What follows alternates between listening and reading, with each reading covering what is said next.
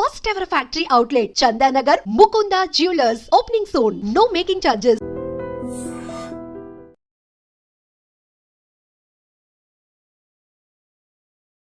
మూసీకి సంబంధించి బోల్డ్ అంత ఇన్ఫర్మేషన్ అయితే ఫ్లోట్ అవుతూ వచ్చింది. అది సుందరీకరణ జరుగుతోంది, సుందరీకరణ పేరుతో లూటిఫికేషన్ జరుగుతోంది అనేటువంటి మాట. 1,50,000 కోట్లు అనేది డిపిఆర్ రాలేదని, ఇంకెవరికో పంచి పెట్టడానికి స్కామ్లు జరుగుతున్నాయి ఇందులో అనేది. బట్ నిన్న సుదీర్ఘ ప్రెస్ మీట్, క్లారిటీ వచ్చింది అసలు?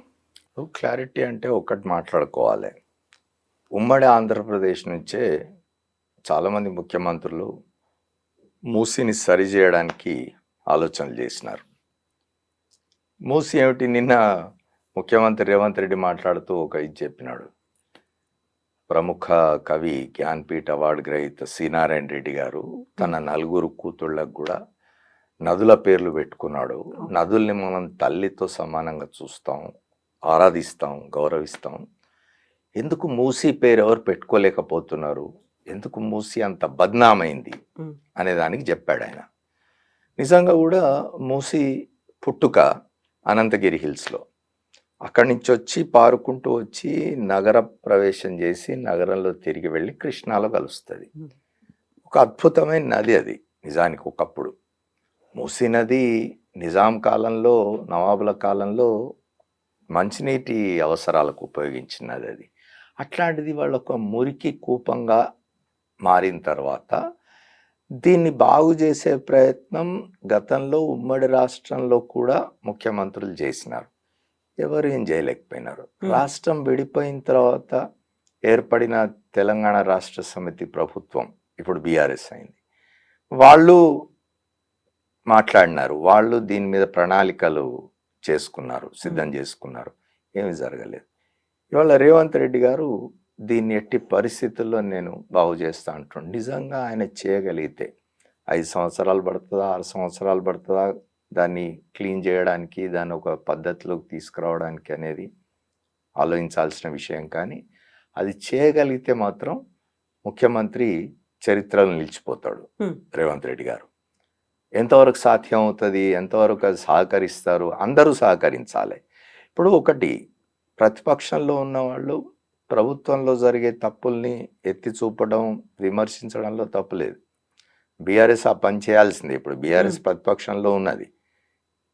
ఇంకా 2 మాసాలు అయితే 1 సంవత్సరం అవుతుంది ఈ ప్రభుత్వం వచ్చి.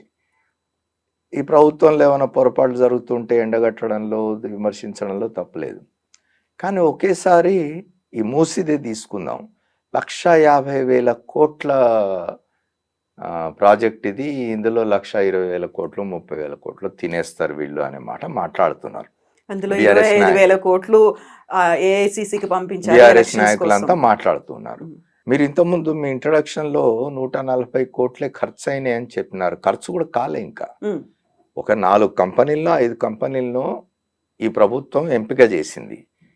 వాళ్ళను డీటెయిల్డ్ డిపిఆర్ ఇమ్మని అడిగింది, ప్రాజెక్ట్ రిపోర్ట్ ఇమ్మని అడిగింది, డీటెయిల్డ్ ప్రాజెక్ట్ రిపోర్ట్ ఇమ్మని అడిగింది. ఆ ప్రాజెక్ట్ రిపోర్ట్ తయారు చేయడం కోసం ఈ కంపెనీల మీద వెచ్చించే సొమ్ము 140 కోట్లు. ఇంకేం ఖర్చు కాలే, 140 కోట్ల కేటాయింపు జరిగింది అంతే. ఈ ఖర్చు, ఈ 140 కోట్లు ఖర్చు పెట్టి డిపిఆర్ సిద్ధం చేసి దానికి ఒక ఇది ప్రణాళిక తయారు చేసి రోడ్ మ్యాప్ వేసుకున్న తర్వాత అసలు పని ప్రారంభం అవుతుంది. అసలు పని ప్రారంభం అయినప్పుడు అది ఎంత ఖర్చు అవుతుంది, ఎంత దూరానికి ఎంత ఖర్చు అవుతుంది, దాన్ని అక్కడ ఏళ్ల తరబడి ఆవాసాలు ఏర్పాటు చేసుకొని నివసిస్తున్న వాళ్ళని రీహాబిలిటేట్ చేయడానికి ఎంత ఖర్చు అవుతుంది, దాన్ని బాగు చేయడానికి ఎంత ఖర్చు అవుతుంది, ఇవన్నీ కూడా లెక్కలు వస్తాయి. ఇప్పుడే వాటన్నిటి గురించి మాట్లాడడం సరైంది కాదు. ఇవాళ భారత రాష్ట్ర సమితి నాయకులు కేటీ రామారావు గారైనా ఇంకోళ్ళైనా ఈ 1,50,000 కోట్లు అనే అంచనాకి ఎట్లా వచ్చినారు. ఇవాళ నేను విన్నాను, మళ్ళీ బీఆర్ఎస్ కూడా ఒక పవర్ పాయింట్ ప్రజెంటేషన్ ఇవ్వబోతున్నది, కేటీ రామారావు గారు ఇవ్వబోతున్నారు అని విన్నాను. మరి అందులో ఆయన ఏం చెప్తారు, ఏం చూపిస్తారో చూడాలి. నిన్న ముఖ్యమంత్రి 2 గంటల పాటు చాలా వివరంగా మాట్లాడినాడు, మంచి వివరణ ఇచ్చినాడు ఆయన. అయితే ఒక్కటండి, ఇప్పుడు రాజకీయాల్లో ఉన్న వాళ్ళు చేపట్టాలనుకున్న కార్యక్రమాలు, వాళ్ళు చేసే ఇవన్నీ కూడా తప్పనిసరిగా ప్రజలకు ఉపయోగపడే విధంగానే ఉంటవి. అయితే వాటి అమలులో వాళ్ళు ఎంతవరకు చిత్తశుద్ధితో పనిచేస్తారు, వాళ్ళ వాళ్ళ అమల్లో వాటి అమలుకు వాళ్ళు చిత్తశుద్ధితో పని చేయాలనుకున్నప్పుడు ఎటువంటి అడ్డంకులు వస్తాయి, ఆ అడ్డంకులను ఎట్లా అధిగమిస్తారు అనేది చూడాలి. నేను ఆయన ఓపెన్గా చెప్పినాడు ముఖ్యమంత్రి ఓ మాట, మూసి అంశం మీదనే ప్రత్యేక శాసనసభ సమావేశాలు పెడదాం, మీరు ఎన్ని రోజులు అంటే అన్ని రోజులు అన్నాడు. మాట్లాడండి, కూర్చొని డిస్కస్ చేయండి. ఇది నగరానికి అవసరమైన ఒక మంచి ప్రాజెక్టు. బీఆర్ఎస్ ఇతర ప్రతిపక్షాలు, బీజేపీ, బీఆర్ఎస్ ఇతర ప్రతిపక్షాలు అన్నీ కూడా కలిసి వచ్చి కూర్చొని డిస్కస్ చేయండి. అందరూ కలిసి ఒక ఆల్ పార్టీ కమిటీ వేయించండి. ఆ కమిటీ వెళ్ళి మొత్తం చూడమని చెప్పండి. రేపు డిపిఆర్ తయారు చేయబోతున్న సంస్థల పనితీరును కూడా అంచనా వేయమని చెప్పండి. అది అడగండి ముఖ్యమంత్రిని కానీ ప్రభుత్వాన్ని కానీ. నిజంగా కూడా ఇవాళ హైదరాబాద్కు అది చాలా అవసరం. అది ఎందుకంటే చాలామంది అనొచ్చు, ఇప్పుడు అయిపోయిన దాని గురించి ఎందుకు ఆలోచించాలి, కావాలంటే ప్రత్యామ్నాయంగా చెరువులు తవ్వుకోండి, ఇంకోటి ఏమైనా చేయండి. మూసి అనేది అట్లాంటిది కాదు, చిన్న కుంటనో చెరువు కాదు, ఒక మంచి నది. అది దాన్ని మీరు కనుక రివైవ్ చేయగలిగితే, ముఖ్యమంత్రి అంటున్నట్టు, సరే ముఖ్యమంత్రి అన్న మాటకు ప్రతిపక్షాలు సోషల్ మీడియాలో మళ్ళీ అటాక్ చేస్తున్నాయి, కౌంటర్ అటాక్ చేస్తున్నవి. మీరు దీన్ని సుందరీకరణనే అన్నారు, మీరు థేమ్స్ నది చూసి వచ్చి దీన్ని అద్భుతంగా చేస్తానన్నారు. దాన్ని సుందరంగా చేస్తే ఇంకా మంచిది, కానీ కనీసమైన ఇది ఇప్పుడు దాన్ని క్లీన్ చేయడం. ఇప్పుడు ఒకటండి, చట్టాలు ఎంత లోపభూయిష్టంగా ఉంటావంటే, ఇవాళ మీకున్న హుస్సేన్ సాగర్ కానీ, మీకున్న ఇతర ఉస్మాన్ సాగర్ కానీ, హిమాయత్ సాగర్ కానీ, వీటన్నిటిలో కూడా కాలుష్యాలు పోతున్నాయి చాలా వైపుల నుండి. ఒకటి, మీరు పరిశ్రమలకు అనుమతులు ఇవ్వాలి. పరిశ్రమలు రాకపోతే అభివృద్ధి సాధ్యం కాదు, పరిశ్రమలు రావాల్సిందే. కానీ పరిశ్రమలు ప్రారంభించే వాళ్ళు ఎటువంటి జాగ్రత్తలు తీసుకోవాలి, వాళ్ళని ఎట్లా కట్టడి చేయాలనే దాని మీద ప్రభుత్వాలకు ఒక స్పష్టత ఉండాలి. వాళ్లకు మనం ఒక పరిశ్రమకు అనుమతిస్తూ ఉన్నప్పుడు ఆ పరిశ్రమ ద్వారా కొంత కాలుష్యం వెలువడే అవకాశం ఉంటుంది, తప్పనిసరి. అది దాన్ని ఎట్లా కట్టడి చేస్తారు, అది ప్రజల జీవితాలకి, ప్రజల ఆరోగ్యానికి భంగం కలిగించని విధంగా ఎట్లా ఉండాలి అనేది ఒకటి సీరియస్గా ప్రభుత్వం ఆలోచించాలి. ఇప్పుడు ప్రభుత్వాల పరిస్థితి ఏమిటి అని అంటే, వీళ్ళు చాలా విషయాలు ఆలోచిస్తూ ఉంటారు, చాలా విషయాల్లో నిపుణులను ఏర్పాటు చేసుకుంటారు, సలహాదారులను ఏర్పాటు చేసుకుంటారు, కమిటీలు వేసుకుంటారు, వాళ్ళ దగ్గర సలహాలు తీసుకుంటారు. కానీ పర్యావరణం విషయంలో మాత్రం జరగదు. మీకు ఇవాళ ఒకటి చెప్పండి, తెలంగాణలో కానీ మన పొరుగు రాష్ట్రం ఆంధ్రప్రదేశ్లో కానీ పర్యావరణానికి సంబంధించిన జాగ్రత్తలు చెప్పే లేదా దాన్ని బాగు చేసే విధంగా మీకు సలహాలు ఇచ్చేవాళ్ళు మీ ప్రభుత్వాల్లో ఎంతమంది ఉన్నారు? పర్యావరణాన్ని రక్షించుకోవడం కోసం అవసరమైన వ్యవస్థ మీకున్నదా? ఉంటుంది. మనకు ఈపీటీఆర్ ఉంది, ఎన్వైరన్మెంట్ దీనికి సంబంధించి. అవన్నీ కూడా నామకే వాస్తేగా ఉండిపోతాయి. ఈపీటీఆర్ హెడ్ చేసే వాళ్ళు ఎవరు ఉంటారంటే, వాళ్ళు ఎవరు ఐఏఎస్ ఆఫీసర్లు అంటే పాపం లూప్ లైన్లో ఉన్నవాళ్ళు, అంటే ప్రభుత్వాల కన్నెర్రకు గురైన వాళ్ళు, లేదా ప్రభుత్వాలు ఇతను ఏదోలే ఉన్నాడు కాబట్టి వాడుకోవాలనుకొని వేసి అప్రాధాన్య పోస్ట్ అంటారు చూడు, అట్లాంటి దాంట్లో అట్లా ఉంటుంది. అక్కడ గట్టిగా నిలబడి ఎన్వైరన్మెంట్ కోసం, పర్యావరణం కోసం చిత్తశుద్ధితోటి సీరియస్గా పనిచేసే వాళ్ళు చాలా తక్కువ మంది పోతూ ఉంటారు. అట్లాంటి ఒక వ్యవస్థ ఏర్పాటు చేసుకోవాలి. మీరు ఏర్పాటు చేసుకుంటే, ఇప్పుడు ఒకటండి, మీరు విదేశాలకు వెళ్ళి చూస్తే, అమెరికా లాంటి దేశాల్లో లేదా ఇతర దేశాల్లో కూడా అక్కడ తుఫాన్లు వస్తాయి. తుఫాన్లకు ఇప్పుడు మన దగ్గర ఒక తుఫాన్ వస్తే, మొన్న మీరు ఆంధ్రాలో చూసినారు, విజయవాడ మొత్తం గందరగోళం అయిపోయింది. ఒక 15 నెల రోజులు, 2 నెలలు, ఇప్పటికి ఇంకా తేరుకున్నట్లేదు విజయవాడ పట్టణం. అక్కడ అట్లా ఉండదు. మహా తుఫాన్లకే పేర్లు పెట్టి సెలబ్రేట్ చేస్తారు విదేశాల్లో ఆ తుఫాన్ వచ్చినప్పుడు. అంటే ఆ తుఫాను వల్ల జన నష్టం కానీ, ఆస్తి నష్టం కానీ, ప్రజా జీవితానికి కానీ ఎటువంటి ఇబ్బంది ఉండదు. అట్లాంటి ఏర్పాట్లు చేసుకుంటారు వాళ్ళు, అట్లాంటి వ్యవస్థలు ఉంటాయి వాళ్ళకు. మన దగ్గర ఎందుకు ఉండవు అట్లాంటి వ్యవస్థలు? మనం కూడా ఏం చిన్న ఎకానమీ కాదు కదా మనది, లక్షల కోట్లలో బడ్జెట్లు ఉన్నాయి మనకు. ఉన్నప్పుడు ఇది చాలా ముఖ్యమైనది కదా జీవితంలో. ఎన్వైరన్మెంట్ అనేది, పర్యావరణం అనేది చాలా ముఖ్యమైనది మన జీవితంలో. దానికోసం చేయాల్సిన అవసరం ఉంది కదా. అడ్డగోలుగా మీరు ఇప్పుడు హైడ్రా పెట్టినప్పుడు విమర్శ వచ్చింది. సరే, హైడ్రా విషయంలో కొన్ని పొరపాట్లు జరుగుతున్నాయంటే కరెక్ట్ చేసుకోవాలి. ప్రభుత్వం కూడా కరెక్టివ్ మెజర్స్కు పోతూ ఉన్నట్టుంది, కొంత మంచిదే. ఏదైనా కూడా మన పర్యావరణాన్ని రక్షించుకోవాల్సిన అవసరం ఉంటుంది. దానికోసం మనకున్న చెరువులు కానీ, మనకున్న నదులు కానీ, వాటిని రక్షించుకోవాల్సిన అవసరం. ఒక నదికి నదే మాయమైపోయింది. ఆశ్చర్యం కదా అది. ఎంత ఆశ్చర్యం కాదు, దిగ్భ్రాంతి కలిగించాల్సిన విషయం, బాధపడాల్సిన విషయం. ఒక నదికి నదిని మనం మాయం చేసుకోవడం అనేది, దాన్ని ఎవరో పునరుజ్జీవింపజేయడం కోసం ప్రయత్నం జరుగుతున్నది. లోపాలుంటే చెప్పండి, ఏమన్నా అవినీతి జరుగుతూ ఉంటే చెప్పండి, నిలదీయండి తప్పనిసరిగా. కానీ అసలు ఆ మొత్తం ప్రాజెక్ట్ని అడ్డుకుందాం, వీళ్ళకి పేరు వస్తుందేమో, మళ్ళీ మేము రేపు అధికారంలోకి వస్తాం, వచ్చినప్పుడు చేద్దాము, వీళ్ళకి ఎందుకు ఆ పేరు రావాలి అనే దుగ్ధ మంచిది కాదు. సార్, ఇప్పటికే హైడ్రా కావచ్చు, మూసీ కావచ్చు, అసలు అంశాలని పక్కదారి పట్టించడానికి డైవర్షన్స్ కోసమే తెర మీదకి తీసుకొచ్చి ఒక హడావిడి చేస్తున్నారు అని ఇంత తీవ్ర స్థాయిలో ఆరోపణలు చేస్తున్నప్పుడు నిన్న సీఎం రేవంత్ రెడ్డి చెప్పారు, మాతో కలిసి రండి, సలహాలు సూచనలు ఉంటాయి ఇవ్వండి, 19th లోపు ఒక డెడ్ లైన్ కూడా పెట్టారు, 19th లోపు అన్ని పార్టీలను నేను ఇన్వైట్ చేస్తున్నాను. ఇలా కలిసి వచ్చి దానికి సంబంధించినటువంటి సలహాలు సూచనలు చేసే ఆ అట్మాస్ఫియర్ ఇప్పుడు ఉందంటారా? నేను అదే చెప్పినాను కదా ఇంతకుముందు, అన్ని ప్రతిపక్షాలను రమ్మనండి. ఎందుకోసం? ఇప్పుడు ప్రభుత్వం ఏం చేసినా దాన్ని విమర్శిస్తాం, అది జరగకుండా చేస్తాం, దాన్ని అడ్డుకుంటాం, మేము ప్రచారం మీరు 10 సంవత్సరాలు, దాదాపుగా 10 కాదు 9 సంవత్సరాల పైబడి, మీరు 2014 జూన్ 2న అధికారంలోకి వస్తే 2023 డిసెంబర్లో పవర్ పోయింది మీ దగ్గర నుంచి. 9 సంవత్సరాల పైబడి మీరు అధికారంలో ఉన్నారు. ఉన్నన్నాళ్ళు మీరు ఆలోచించని పనులు. డిఎస్సి ఏనాడు మీరు పెట్టలేదు. ఇప్పుడు డిఎస్సి అభ్యర్థులను తీసుకొచ్చి మీరు మీ పార్టీ ఆఫీసుల్లో సమావేశాలు పెట్టి వాళ్ళని రెచ్చగొట్టే ప్రయత్నం చేస్తున్నారు. ఇవన్నీ మంచిది కాదు. నేనేమంటున్నానంటే, ప్రభుత్వం చేస్తున్న వాటిల్లో తప్పులు ఉంటే ఎత్తి చూపండి, విమర్శించండి, గట్టిగా నిలబడి పోరాడండి అవినీతి జరుగుతుంటే. దాన్ని ఎవరు కాదన్నారు. ప్రతిపక్షాల పాత్రే అది, ప్రతిపక్షాల బాధ్యత అది. మీరు శాసన వ్యవస్థ ఉంది, ఆ వేదికల మీద మాట్లాడండి, బయట మాట్లాడండి, ప్రజాక్షేత్రంలోకి పోయి పోరాటం చేయండి, కాదన్ను.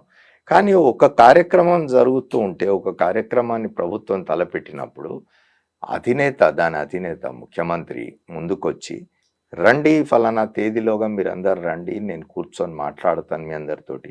అసలు ఇటీవలి కాలంలో ఇదంతా 90ల్లో మొదలైంది.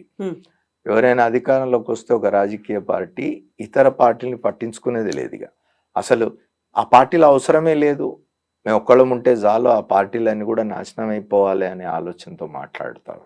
అది సరైంది కాదు. ప్రతిపక్షం అనేది తప్పనిసరిగా ప్రజాస్వామ్యంలో ఒక బలమైన శక్తిగా ఉండాలి. ప్రతిపక్షం ఉంటేనే ప్రభుత్వంలో ఉన్నవాళ్ళు జాగ్రత్తగా పరిపాలన చేస్తారు. అట్లా కాకుండా ప్రతిపక్షం నిర్వీర్యం అయిపోయింది అనుకోండి, అసలు లేకుండా పోయింది అనుకోండి, అప్పుడు ఏమిటి పరిస్థితి?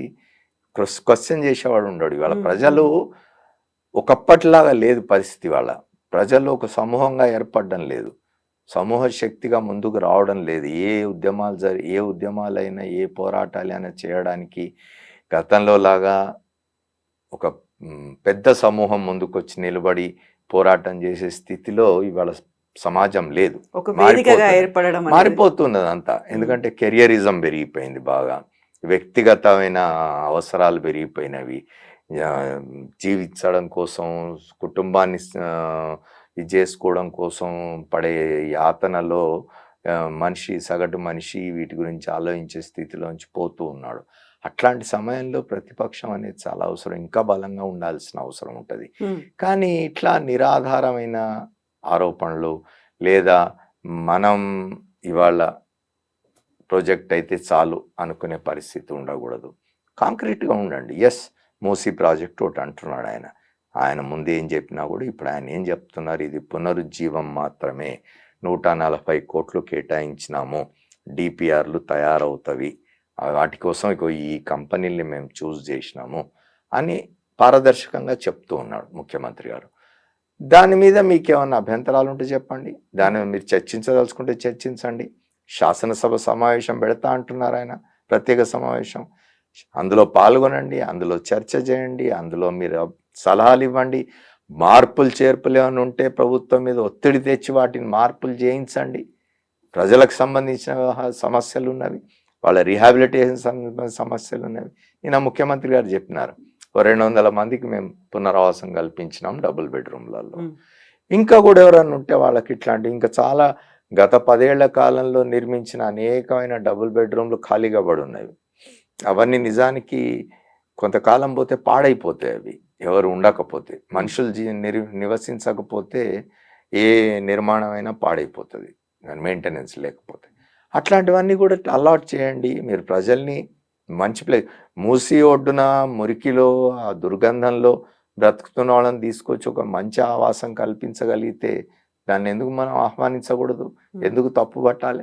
సార్, ఏ ప్రభుత్వం వచ్చినా కొన్ని దశాబ్దాలుగా చూస్తుంటే అటు హుస్సేన్ సాగర్ మీద మేము ఫోకస్ పెడతాము, దానికి సంబంధించి జైకా ప్రాజెక్ట్ కావచ్చు, విదేశాల నుంచి నిధులు, ఇవన్నీ ఎంత హడావుడి అవుతుందో మూసీకి సంబంధించి కూడా అంతే హడావుడి ప్రతిసారి ప్రతి గవర్నమెంట్ ప్రతి సీఎం చేసేది. ఇప్పుడు అలా కాదు, నిజంగా వీళ్ళు ఏదైతే విజన్తో ముందుకెళ్తున్నామో డిపిఆర్ 18 నెలల్లో వస్తుంది, 6 ఏళ్లలో ప్రాజెక్ట్ పూర్తవుతుంది, ఖచ్చితంగా చెప్పినట్టుగా జరగాలంటే అక్కడ అందరి సహకారం అవసరం. మీరు చెప్పినట్టుగా ప్రజల సహకారం, ప్రతిపక్షాల సహకారం, చిత్తశుద్ధి ప్రభుత్వానికి కూడా ఉండాలి. మళ్ళీ ఇది డైవర్షనో లేకుంటే డైల్యూటో అవ్వకుండా ఉండాలి అంటే, ఒక అలామింగ్గా ప్రభుత్వం కూడా భావించాలి అంటే ఏం జరగాలంటారు? ముందు అన్నిటికంటే ముందు ప్రభుత్వ యంత్రాంగం నిజాయితీగా ఉండాలి. ఇప్పుడు జరుగుతున్న ఈ సమస్య అంతా కూడా ఎక్కడొస్తున్నదంటే, ఇప్పుడు హైడ్రా వాళ్ళు పోయి ఎక్కడో దగ్గర ఒక గేటెడ్ కమ్యూనిటీనో లేకపోతే ఒక బహుళ అంతస్తుల భవనాలను కూల్చేయడానికి వెళ్తున్నారు. వాళ్ళు వచ్చి మాకు అనుమతులు ఉన్నాయని చూపిస్తున్నారు. ఈ అనుమతులు ఇచ్చింది ఎవరు? అధికారులు కదా. అధికారులు ఎందుకు ఇస్తున్నారు అనుమతులు?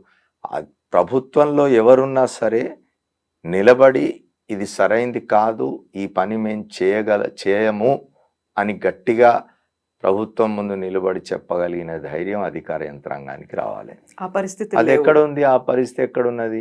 వాళ్ళ మీరు చూసినారు గత 3 IAS ఆఫీసర్ల వెంపర్లాటే చూసినారు మీరు. వాళ్ళని డిఓపిటి వాళ్ళు మీకు అలాట్ చేసిన రాష్ట్రానికి వెళ్ళండి అని చెప్తే మేము అక్కడికి వెళ్ళామని కోర్టులకు పోయేదాకా చేసుకుంటున్నారు. ఎందుకు? ఒక చిరుద్యోగి బదిలీ అయితే పోకపోతే మీరు యాక్షన్ తీసుకుంటారు వాళ్ళ మీద. మీరెందుకు పోరు? మీకు కేటాయించిన స్థానాల్లో మీరెందుకు పనిచేయరు? అంటే మీకు ఇక్కడేవో ప్రయోజనాలు ఉన్నామని అనుకోవాలి కదా. అదే అనేది ఇవాళ అధికార యంత్రాంగం.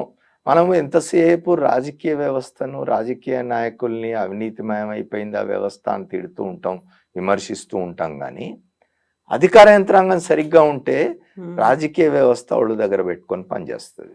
అధికార యంత్రాంగం అనేది శాశ్వతం. రాజకీయ వ్యవస్థ ప్రతి 5 ఏళ్లకోసారి ప్రజల దగ్గర పోయి పరీక్ష రాయాల్సి ఉంటుంది. అధికార యంత్రాంగం అట్లా కాదు.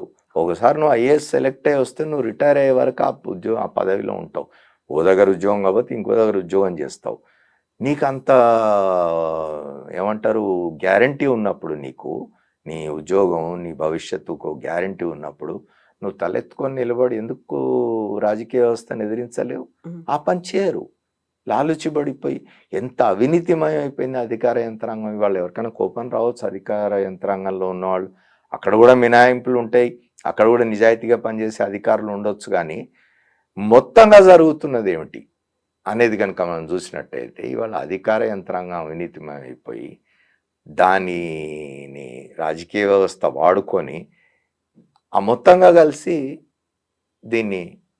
ఈ వ్యవస్థను మొత్తాన్ని భ్రష్టు పట్టిస్తున్నారు కదా. ఇతర వ్యవస్థలు ఏమో గొప్పగా ఉన్నాయని అనడం లేదు. అనొచ్చు ఎవరైనా మీడియా బాగుందా అని.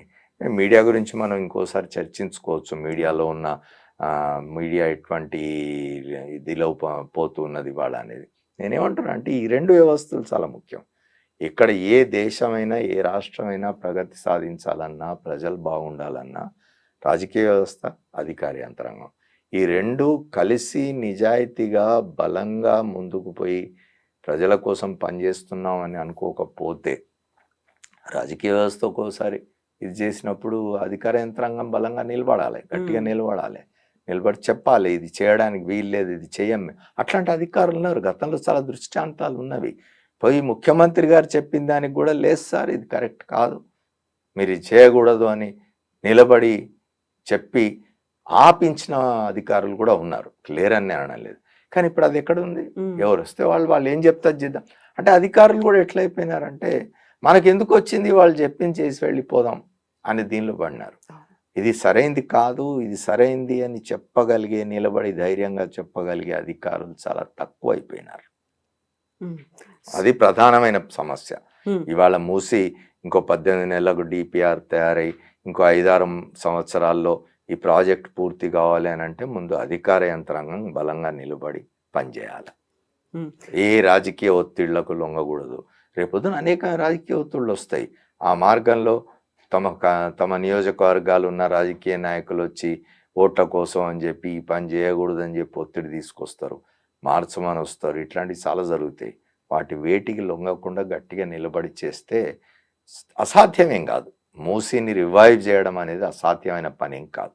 సో ఇప్పుడు హైడ్రా రంగనాథ్ ఎదుర్కొంటుంది కూడా ఇదే కదా, కేవలం ఒత్తిళ్లు మాత్రమే కాదు, కోర్టు కేసులు కూడా అవుతున్నాయి, అక్కడ బెదిరింపులు అనేవి ఉన్నాయి. ఇవన్నిటిని తట్టుకొని నిలబడగలగడం అంటే సాధ్యమవుతుందంటారా? కానీ హైడ్రా విషయంలో కోర్టు ఒక మంచి మాట చెప్పింది కదండి, దాని విషయంలో ఇచ్చేయము అని చెప్పి. ఎందుకంటే ఇట్లాంటివన్నీ కూడా కోర్టులు కూడా, న్యాయ వ్యవస్థ కూడా ఆలోచించాలా, న్యాయ వ్యవస్థ ఆలోచించాలా, అధికార యంత్రాంగం, రాజకీయ వ్యవస్థ వీళ్ళంతా కూడా ఆలోచించాలి. ఎందుకంటే భవిష్యత్తు ఇప్పుడే ఇట్లా ఉన్నది అంటే ఇంకో 10 ఏళ్ళు పోతే మీరు హైదరాబాద్ పరిస్థితి ఏమిటి చెప్పిన, ఒక హైదరాబాదే కాదు, మీరు తెలంగాణలో ఇతర జిల్లాలకు వెళ్ళండి, ఒక గట్టి వర్షం పడితే రోడ్లన్నీ జలమయమైపోతాయి. మన దగ్గర డ్రైనేజ్ వ్యవస్థ లేదు, మీకు ఇతర మౌలిక సదుపాయాలకు సంబంధించిన ఆలోచన లేదు, ఏం లేకుండా ఎంతసేపు రియల్ ఎస్టేట్ ఒకటే. రియల్ ఎస్టేట్ వల్ల రాష్ట్ర అభివృద్ధి జరుగుతుంది, రియల్ ఎస్టేట్ వల్లనే సంపద వస్తుంది అనే ఒక మైండ్ సెట్ ఎప్పుడైతే ఉందో అప్పుడు ఈ సమస్యలన్నీ వస్తున్నాయి. రియల్ ఎస్టేట్ ఒకటి. ఇవాళ నిజానికి హైదరాబాద్ నగరానికి ఉన్న ఒక గొప్ప అడ్వాంటేజ్, గతంలో కూడా చాలాసార్లు మాట్లాడుకున్నాం మనం, చుట్టూ చాలా దూరం విస్తరించగలిగిన పరిస్థితి ఉన్నది హైదరాబాద్కి. మీకు ముంబై లాగానో చెన్నై లాగానో ఇతర ప్రాంతాలు లేవు. హాయిగా మీరు చుట్టూ ఎంత దూరమైనా మీరు విస్తరించడానికి, నగరాన్ని విస్తరింపజేయడానికి శాటిలైట్ టౌన్షిప్స్ కట్టండి, దూరంగా పోండి. ఇవాళ మీకు అద్భుతమైన మౌలిక సదుపాయాలు వచ్చినవి, ORR వచ్చింది, ఔటర్ రింగ్ రోడ్ వచ్చింది, ఇంకో రీజనల్ రింగ్ రోడ్ ప్లాన్ చేస్తూ ఉన్నారు, ఫోర్త్ సిటీ అండి. మీరు ఇవన్నీ తీసుకొని వేర్వేరు చోట్లకు విస్తరించండి. మీరు ఒక్క దగ్గరనే 50, అది చాలా గొప్ప దీనిగా ప్రచారం చేసుకుంటూ ఉంటారు. 50 అంతస్తులో కడుతూ ఉన్నాం మేము, 60 అంతస్తులో కడుతున్నాం. అంతస్తులు పైకి పోతూ ఉంటే ధరలు పెరుగుతాయట. మీకు గ్రౌండ్ ఫ్లోర్ లో ఉండే అపార్ట్మెంట్ ధరకి హై రైజ్ బిల్డింగ్స్ 50 అంతస్తులో ఉండే ధర ఎక్కువ ఉంటుందట. ఇగో ఇట్లాంటి పిచ్చిలో పడి కొట్టుకుపోతూ ఉంటే సొసైటీ ఎట్లా చెప్పండి? అవన్నీ తగ్గాలి. సో దీంతో పాటుగా ప్రభుత్వం మేము చిత్తశుద్ధితో ఉన్నాము, ప్రాపర్ గా మేము చేస్తాము, అవకతవకలు ఉంటే అనేది ఉంది కాబట్టి ప్రభుత్వం చెప్తూ ఉన్నది, దానికి అవకాశం ఇవ్వండి. నేను ఇంతకుముందు అన్నట్టు సంవత్సరం కూడా కాలే, ఇప్పటికి 10 మాసాలు అయింది వచ్చి ప్రభుత్వం వచ్చి, ఇంకో సంవత్సరం టైం ఇవ్వండి, మీకు అర్థమవుతుంది కదా ఏం చేస్తున్నారు అనేది. ఎప్పుడు కూడా ప్రతిపక్షం విమర్శించొద్దని కానీ, ప్రతిపక్షం ప్రభుత్వంలో జరుగుతున్న లోపాలని ఎత్తిచూపొద్దని కానీ, కట్టడి చేయొద్దని కానీ ఎవరు చెప్పరు, చేయాల్సిందే ఖచ్చితంగా. కానీ దానికి హేతుబద్ధమైనది ఉండాలి, అంత అర్థవంతంగా ఉండాలి మీరు చేసేది ఏదైనా కూడా. ఇప్పుడు ఆయన చేసినట్టుగా కేటీ రామారావు గారు మాట్లాడితే 1,50,000 కోట్లు 1,50,000 కోట్లు అంటున్నాడు. అది ఎక్కడి నుంచి 1,50,000 కోట్లు అనే నంబర్ ఆయనకి ఎక్కడి నుంచి వచ్చింది అనేది ఆయన చెప్పాలి.